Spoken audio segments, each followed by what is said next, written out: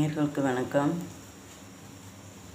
உளுத்தம், அதாவது உளுத்தங்கஞ்சி என்று சொல்லுவார்கள். நாங்கள் உளுத்தங்களி என்று சொல்வது. உளுந்தும் அரிசியும் எடுத்து கலந்து அரைத்தெடுத்த உளுத்தம்மா. இந்த உளுத்தம்மாவை அளவான சீனி போட்டு தேங்காய் பால் விட்டு இது அழகாக நல்லா கரைத்தெடுத்து இதை நன்றாக கரைத்தெடுத்து இப்படி கரைத்தெடுக்க வேண்டும்.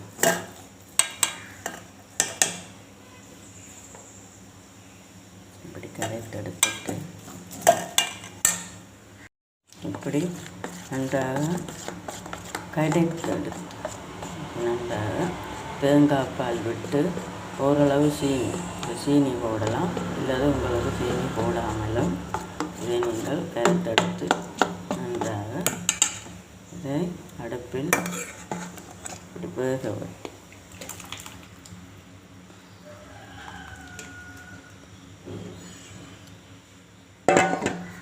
அடுப்பில் வேக விட்டு கிண்டலாம்.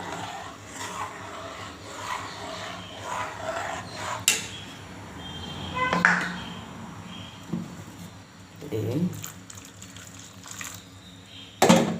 நன்றாக கிண்டலாம்.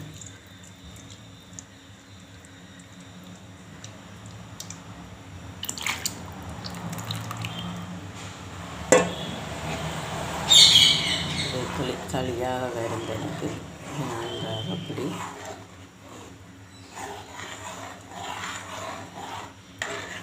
கண்டி எடுத்து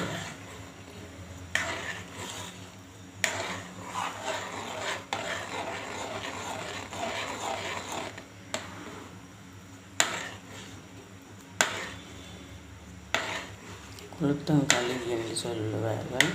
இதுதான் அந்த உளுத்தங்களி. இது கால் வலி, கை வலி, மூட்டு வாதம், மூட்டு வலி உள்ளவர்கள் இப்படி செய்து சாப்பிட்டு கொண்டு வந்தால் அந்த நரம்பில்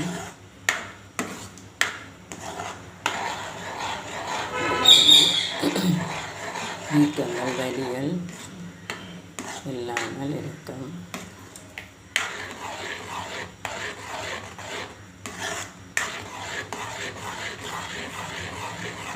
உடம்புக்கு நல்லது, சத்துள்ள உணவு. முன்னோர்கள் இதை இப்படித்தான் செய்து சாப்பிடுவார்கள்.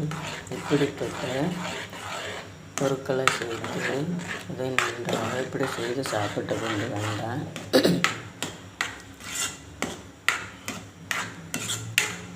நல்லொரு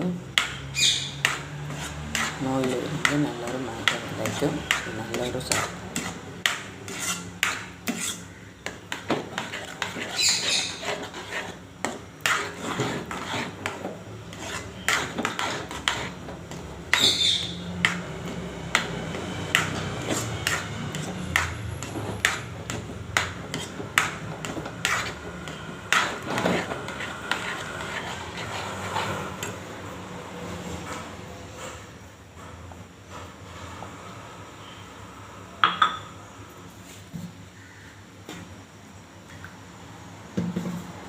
உங்களுக்கு அளவாக இதை திரித்தெடுத்துட்டு உளுந்தையும் அரிசியும் அளவாக எடுத்து திரித்தெடுத்துட்டு இதை நீங்கள் உங்களுக்கு அளவாக போட்டு இதை செய்து நீங்கள் சாப்பிடலாம்.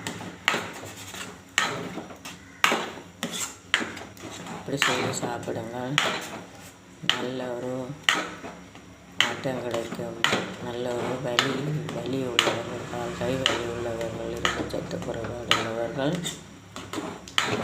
இந்த கால் மூட்டு வலி உள்ளவர்கள் இதை செய்து தினமும் சாப்பிட்டு கொண்டு வந்தால் அவர்களுக்கு மூட்டு வலி, கை கால் வலி குறைவாக இருக்கும். இதை இப்படி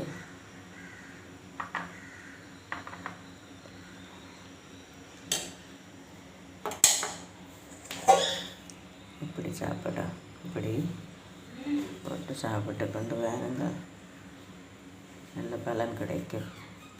நன்றி, வணக்கம். ஷேர் பண்ணுங்கள், லைக் கொடுங்க, கமெண்ட் பண்ணுங்கள்.